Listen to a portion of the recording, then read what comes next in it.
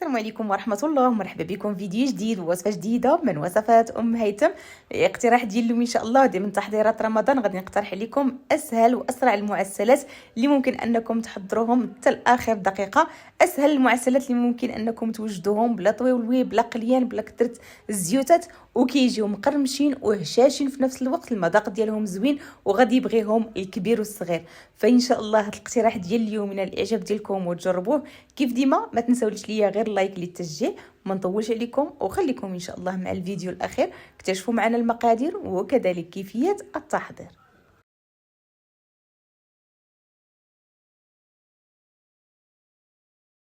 فعلى بركه الله نبداو. هنايا عندي هنايا اللوز. بالنسبه للوز عندي هنايا نص كيلو ديال اللوز اللي رطبته في الماء سخون وفسختو بهذا الشكل هذا وقليته في الزيت اللي هي بارده على نار اللي هي مهيله تتحمر ليا بهذا الشكل. غادي ناخذو وغادي نديرو في الهشواره ولا في الاشوار وغادي نحاول انني نهرمشو اولا نهاشيه بشكل اللي يكون رقيق باش ما يقطعش لينا الورقه من بعد. بالنسبه للوز بطبيعه الحال ممكن تعوضوه باي نوع ديال المكسرات، سواء الكاوكاو او البيستاش او الكاجو او حتى الكركاع، داكشي اللي كتفضلوا نتوما في المكسرات واللي توفر عندكم. فانا كيف لاحظتوا من بعد ما هشيتوه هنا كان شي شويه غليظ وزدتو. هانتوما لاحظوا معايا الحبات ديالو بحال الحبات ديال الكسكسو. غادي نخليه جانبا وغادي ناخذ هنا من 150 حتى ل 200 غرام ديال زبده حيوانيه اللي ذوبتها مزيان حتى تحيد منها الحليب، وغادي نضيف لها تقريبا هنايا نصف كاس ديال الزيت نباتيه هي باش غادي نخدموا الورقه. بالنسبه للورقه انا غادي نخدم بالورقه ديال الفيلو. الورقه ديال الفيلو راها متوفره في المحلات التجاريه وحتى الناس اللي كيبيعوا لوازم الحلويات. انا غادي نحتاج اليوم لفه واحده ان شاء الله غادي نخدموا بها كلشي. هنايا كيف لاحظتوا معايا من بعد ما حليتها كنحاول نفرق الطبقات على بعضياتهم، يعني كنحاول تكون كل ورقه بوحدها. بالنسبه للشكل الاول من اسهل يعني ممكن انكم تحضروه. كناخذ جوج ورقات ديال ورق الفيلو. كناخذ الورقه الاولى بهذا الشكل هذا كنحاول نبسط نطلقها هكا مزيان على سطح العمل. كناخذ داك الخليط ديال الزيت والزبده وكنحاول انني ندهن الورقه ديالي هكا مزيان كيف كتشوفوا. كناخذ داك اللوز وكنحاول نرشو على الورقه ديالي كامله صافي وكنلوي بطريقه عاديه. نتوما كيف كتلاحظوا معايا غير حاولوا ان اللفه ديالكم تكون شي شويه ما مزيراش وكذلك ما تكونش مرخوفه بزاف باش ما تحلش. غادي نلويها حتى الاخير وغادي ناخذ الورقه الثانيه وبنفس الطريقه غادي ندهنها بداك الخليط ديال الزيت والزبده مزيان. بنفس الطريقه غادي ناخذ اللوز ديالي وغادي نحاول انني نرشو على الورقه. كنحاول غير هكا واحد الرشه نوزعها على الورقه ديالي كامله، وبالتالي فغادي تجي هكايا اللوز يعني موزع في الورقه مزيان. صافي غادي ناخذ اللفه الاولى اللي وجدنا ها هي هذه غادي نديرها كذلك في الطرف وغادي نزيد نلف عليها. نتوما كيف كتلاحظوا معايا هانتوما لاحظوا كنحاول انني نلفها مزيان. صافي الطريقه اللي هي سهله بسيطه وسريعه وما غاديش تاخذ منكم الوقت نهائيا. في واحد الوقت اللي هو وجيز غادي توجدوا المعسلات ديالكم سواء كيف ما قلت لكم الشهر رمضان ان شاء الله، او لا الا كانوا هكا جايين عندكم شي ضياف ولا شي حاجه فدغيا دغيا تحضروهم ودغيا توجدوهم. انا هنايا خديت واحد نصف ورقه غادي نحاول انني تكون هي اللفه الاخيره اللي غادي ندوز فيها باش ما يبقاش ليا داك اللوز المهرمش هكا على برا ديال الطبقات ويقطع لينا الورقه على برا. فدرت هكا واحد نصف ورقه باش كنحكم الاغلاق ديالها مزيان وداك اللوز ما يقطعش ليا الورقه. صافي غادي نحاول انني نقسمها بالنسبه للحجم اللي كتفضلوا نتوما. انا قسمت الورقه اولا على 4 ومن بعد كل ربع ديال الورقه كنقسمو على 3، يعني كل بوده من هاد لي بوده اللي غادي نخدم غادي يخرج ليا 12 قطعه اولا 12 حبه. وهاد الحبات راه ماشي تيكونوا صغيورين، راه تبارك الله يعني وحده راها كافيه اولا مشبعه، اولا الا بغيتو يكونوا هكا رقيقين وحادرين فكل ربع تقسموه على 4 تحصلوا على من كل بودان على 16 قطعه.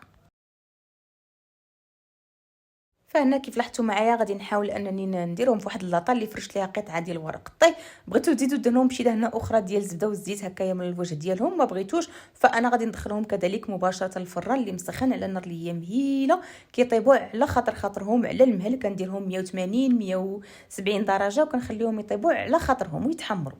بالنسبه للشكل الثاني اللي هي غادي تكون عندنا المبرومه، كنظن هذا هو الاسم ديالها بالتركي. فنفس الطريقه كناخذ الورقه ديالنا ديال الفيلو وكندهنها مزيان بديك الخليط ديال الزبده والزيت اللي وجدنا. كنرشها كيف ما قلت لكم باللوز اللي عندي محمر ومهرمش ولا اي نوع ديال المكسرات توفر عندكم. وبالنسبه لهذا الشكل هذا فانا غادي نستعن هنايا بواحد القطيب اللي ديروه بهذا الشكل. انا عندي هنا واحد القطيب ديال الحديد اولا ديال لانطير كنظن ديال الكلفازه والله ما عرفت ديالاش. المهم غادي نلف به بهذا الشكل هذا. نتوما لاحظوا معايا وتكون يدكم مرخوفه. هنا كيف لاحظتوا معايا والصوره كتوضح كلشي، حاولت انني داك الورقه كنجمعها هكا شويه من الجوانب باش كتولي ليا بهذا الشكل هدايا اللي كتولي ملفوفه، كيجي فيها ديك التكميشات اللي كيعطيو واحد الشكل اللي هو زوين. فغادي نحاول نعاود معكم وحده اخرى باش تشوفوا معايا الشكل مره اخرى. هنا واخا الورقه مقطعه ما تخافوش منها، يعني ما كديرش هكا شي تاثير، ما كتجيش باينه بزاف. ندهن دائما بداك الخليط ديال الزبده والزيت، كنرش ديك الرشه ديال اللوز اللي عندنا محمر، كنطوي الطيه الاولى بهذا الشكل هذا. كناخذ هذاك القطيب اولا ديروا غير القطيب ديال الشوا اللي عندكم، مهم شي عويد هكا يكون طويل وصافي، وكتلفوا اللفه كتكون عاديه. نتوما كيف غتلاحظوا معايا حاولوا انكم ما تزيروش ايدكم، هانتوما لاحظوا معايا صافي، وكتكمشوا كتجمعوها هكا الجناب واحد شويه وكتكمشوا الورقه ديالكم، وهي راه كتشد الفورمه الورقه ديال الفيلو ما كتعذبش في الخدمه صافي. وغادي نستمر بنفس الطريقه كذلك، غادي نكمل الكميه اللي غادي نحتاج.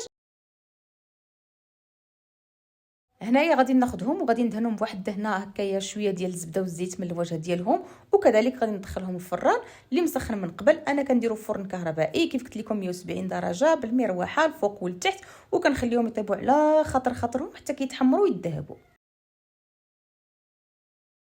هذا الشكل الاول اللي وجدنا، شوفوا معايا كيفاش كيجي غزال وساهل ودغيا كيتحضر دغيا كيوجد. انا هنايا غادي نسقيهم شويه د العسل اللي خاصه بالمؤسسات، غادي ندير لهم غير بهذا الشكل هكا، ما غاديش نخشيهم في العسل لانهم غادي يشربوا لنا واحد الكميه اللي هي كثيره ديال العسل.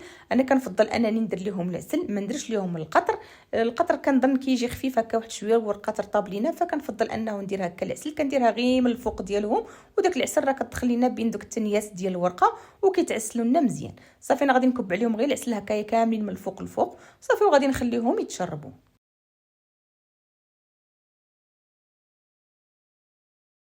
بالنسبه للمبرومه كذلك من بعد ما كتخرج من الفران، شوفوا معايا كيفاش كنخليهم كيتحمروا على خاطر خضرهم، كياخذوا اللوين ديالهم. بنفس الطريقه غادي ناخذ المعسلات ديالي وغادي نحاول انني نقطع لهم الجوانب باش يجيوني مقادين، وكتقطعوا الحجم اللي كتفضلوا. انا قطعتهم هكايا شكل ديال الاصابع، ممكن انكم تقطعوهم قصر من هكا اولا صغر من هكا، الحجم اللي كتفضلوا نتوما صافي. غادي نقطعهم كاملين، عاد غادي نعسلهم باش العسل كذلك كتخلينا في ما بين الطبقات اولا ما بين الوريقات. فانتم لاحظوا معايا كذلك من بعد ما قطعتهم كنحاول انني نسقيهم هكايا بالعسل، كنكب عليهم غير العسل من الفوق لان هذه الورقه ديال الفيلو دغيا كتشرب هكايا العسل بين الطبقات، وغادي تجيكم حلوه بزاف وثقيله في الماكله ديالها الا غطستوهم في العسل. فكنحاول انني غير نسقيهم هكا من الفوق، كنخليهم واحد شويه صافي وكنزينهم. الا لاحظتوا انايا زينتهم هنا غير بشويه ديال البيستاج اللي عندي كونكاسي، زدت غير واحد الرشيشات هكايا من فوق ديال الشكلين بجوج، وهذه هي الكميه اللي تحصلت عليها، ومازال عندي كميه اضافيه اخرى بطبيعه الحال. كيجيو غزالين ما شاء الله. شوفوا هذا الشكل ساهل ماهل وكيجي بنين، داك اللوز المحمر هكايا في الوسط ديالو وتعسيله، الوريقه كتجي مقرمشه ما شاء الله. التقرميشه اللي كتعرفوا ديال ورقه الفيلو كتجي تقرميشه اللي هي خفيفه وتقرميشه اللي هي شيشه وكتذوب في اليد قبل الفم، وكيجيو بنانين بزاف وساهلين. وكيف ما قلت لكم بالنسبه للحشوه راه ممكن ديروا اي نوع ديال المكسرات كيعجبكم توفر عندكم ولا على حسب الاستطاعه ديالكم. شوفوا هذا الشكل كيفاش كيجي كذلك الغزال. انا درتهم هكايا بشكل ديال الاصابع الطوال، كان ممكن انكم ديروهم قصر من هكا، يعني بغيتو ديروا كميه اللي هي كثيره تقطعوهم بحال هذا الشكل هذا، تقسموه على جوج وتخرجوا كميه اللي هي كثيره، والشكل كيف ما قلت لكم كيجي زوين.